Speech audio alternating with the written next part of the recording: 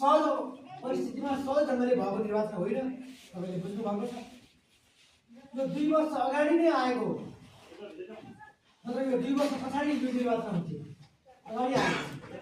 यो निर्वाचन 2 वर्ष अगाडि किन आयो भन्ने बारेमा तपाईँले बुझ्नु भएको छ। भाद्र 23 र 24 गतेको जेन्जी आन्दोलन, जेन्जी विद्रोह को नामबाट जो आन्दोलन भयो, नाम त्यो आन्दोलनबाट भयो। कुरा गरी साथी छ त्यहाँ घुसपैठीहरू पनि घुसपैठी गरे, त्यो रिजन जसका कारणले गर्दाखेरि एकछिन सुन्छ 2 तिहाई भनिएको सरकारको प्रधानमन्त्री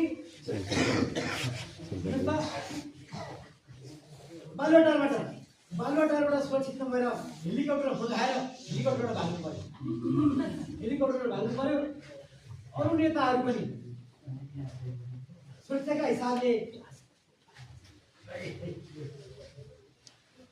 सुरक्षा फौजतिर जानुपर्ने परिस्थिति बन्यो।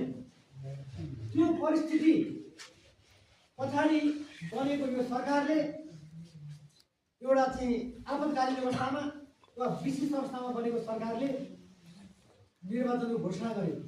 त्यसले विशेष परिस्थितिमा बन्दाखेरि आवश्यकताको सिद्धान्त भन्दो रहेछ त्यसलाई। त्यो आवश्यकताको सिद्धान्तलाई चाहिँ कुनै दफा उपदफा वा नियम कानुन नलाग्ने आवश्यकता, त्यो आन्दोलनको आवश्यकता नयाँ सरकार बन्यो। र हरेक सरकारले त्यो संविधानलाई लिडमा राख्ने हो भने चाहिँ, संविधान जीवित छ भने चाहिँ 6 महिनाभित्रमा निर्वाचन गरेर त्यो संविधानमा टेक्नुपर्ने पनि परिस्थिति हुँदो रहेछ। त्यसैलाई जोडेर यो 6 महिनाभित्र के अवधिभित्र पर्छ। आसन्न फागुन 21 गतेको प्रतिनिधि सभाको निर्वाचन हो। त्यही निर्वाचनमा, त्यही परिस्थितिमा भएको निर्वाचनमा हामी जाँदैछौँ। त्यस कारणले गर्दाखेरि हामी नयाँ भएर जानुपर्नेछ।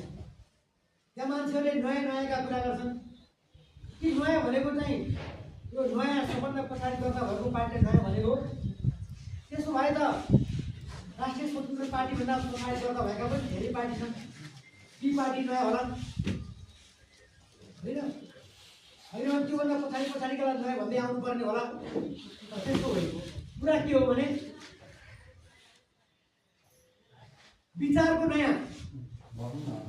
नयाँ देशमा देश सञ्चालन गर्ने पद्धतिमा नयाँ, देशमा